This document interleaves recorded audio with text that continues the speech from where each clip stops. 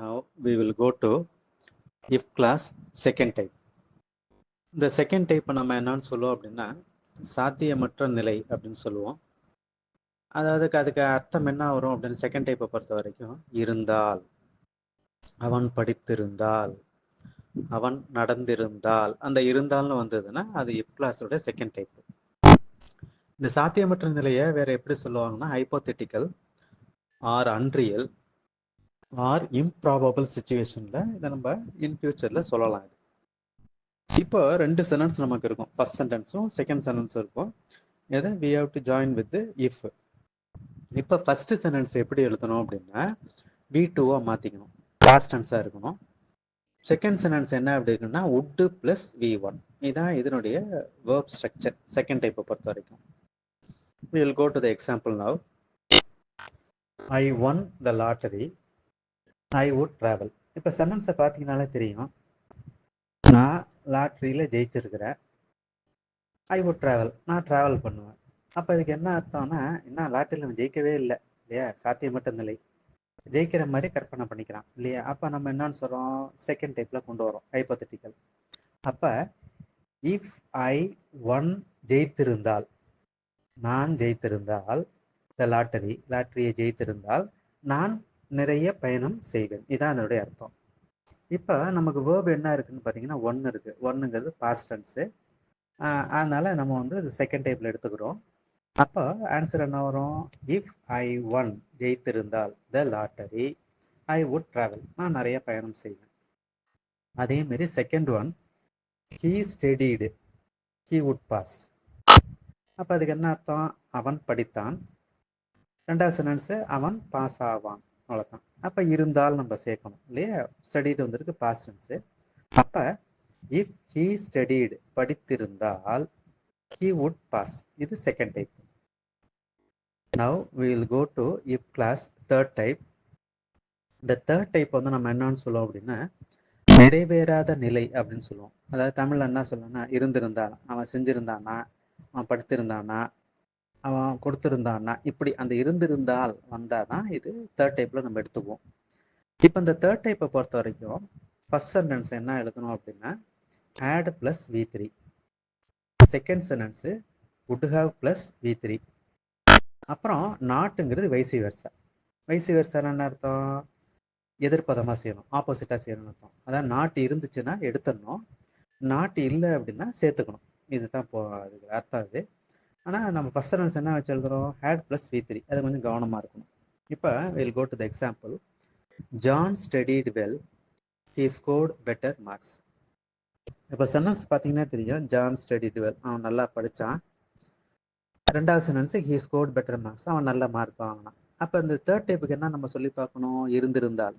அப்போ சொல்லி பாருங்க, இப்போ ஜான் நன்றாக படித்திருந்தால் அவன் நல்ல மார்க்கு பெற்றிருப்பான் இல்லையா. இப்போ நம்ம சென்டென்ஸ் எழுதும்போது என்ன பண்ணுவோம், இதில் தேர்ட் டைப்புங்கிறதுனால நம்ம வந்து நாட்டு வைசி வெர்சா சொல்லியிருப்போம்.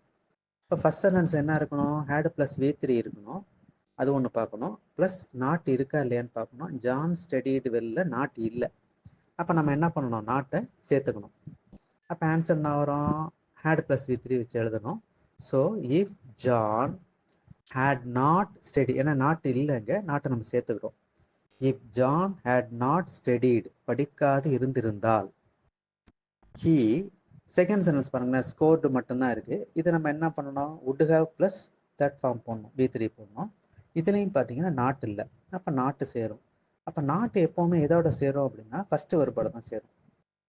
அப்போ செகண்ட் சென்டென்ஸ் பாருங்க, he would not have scored better marks, இதான் அந்த சென்டென்ஸ். அப்போ answer will be if John had not studied he would not have scored better marks, இப்படி தான் வரணும்.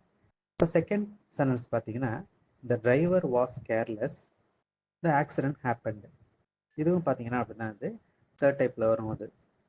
அப்போது இதில் பார்த்தீங்கன்னா வாஸ்ன்னு இருக்கு. இப்போ நம்ம என்ன எழுதணும் அப்படின்னா ஹேட் ப்ளஸ் v3 எழுதணும். அப்போ ஹேடை போட்டோம், அப்புறம் v3 என்ன வரும், இதுக்கு வாஸுங்கிறது ஆக்சுவலாக பி வேர்ப் என்னென்ன இருக்குது, 5 இருக்குது, ஈஸ், ஆம், ஆர், வாஸ், வேர். இந்த 5க்குமே v3 வந்து பீன்னு வரும். அப்புறம் இந்த ஃபர்ஸ்ட் சென்டென்ஸில் நாட் இல்லை, அப்போ நம்ம என்ன பண்ணோம், நாட்டை சேர்த்துக்கணும். அப்போ ஆன்சர் என்ன வரும், if the driver had not been careless, கவனக்குறைபாடாக இருந்திருந்தால், அதான் இல்லையா. Second sentence the accident happened இருக்கு, அப்போ இதுலேயும் பார்த்து நம்ம என்ன பண்ணோம், நாட் இல்லை, அப்போ நாட்டு நம்ம சேர்த்துக்கணும். அப்போ ஒவ்வொரு சென்டென்ஸ்லையும் நாட்டு இருக்கா இல்லையான்னு பார்க்கணும். இப்போ த ஆக்சிடென்ட் ஹேப்பண்டில் நாட் இல்லை, ஸோ நம்ம என்ன பண்ணுறோம், நாட்டு சேர்த்துக்கிறோம். அப்போது the accident would not have happened. இப்போ அந்த ஆன்சர் பார்த்தீங்கன்னா, if the driver had not been careless, the accident would not have happened.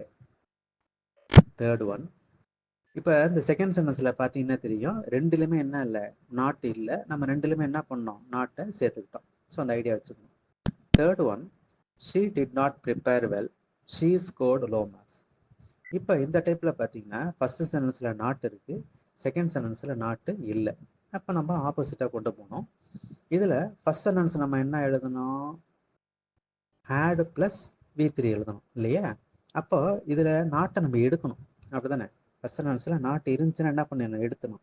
அப்போ நாட்டை எடுத்தோம்னா ஆட்டோமேட்டிக்காக என்ன போயிடும், டிட்டு வெளியில் போயிடும், டிட்டு நாட்டும் ஒன்றா வெளியில் போயிடும். அப்போ ஹேட் உள்ளார கொண்டு வரும். If she had prepared, V3 வந்து prepared, prepared V3. If she had prepared well, அடுத்து என்ன இருக்கு, செகண்ட் சென்டென்ஸில் ஷீ ஸ்கோர்ட் லோ மார்க்ஸ், இதில் நாட் இல்லை, அப்போ நம்ம என்ன பண்ணணும், நாட்டை சேர்த்துக்கணும். அப்போ என்ன வரும், she would not have scored low marks, அவ்வளோதான். அப்போ அவள் நன்றாக படித்து இருந்திருந்தால், அதான் அதுக்கு அர்த்தம். அப்போது சென்டென்ஸ் என்ன வரும் பாருங்க, answer, if she had prepared well, she would not have scored low marks, இந்த மாதிரி வரும். தேங்க்யூ.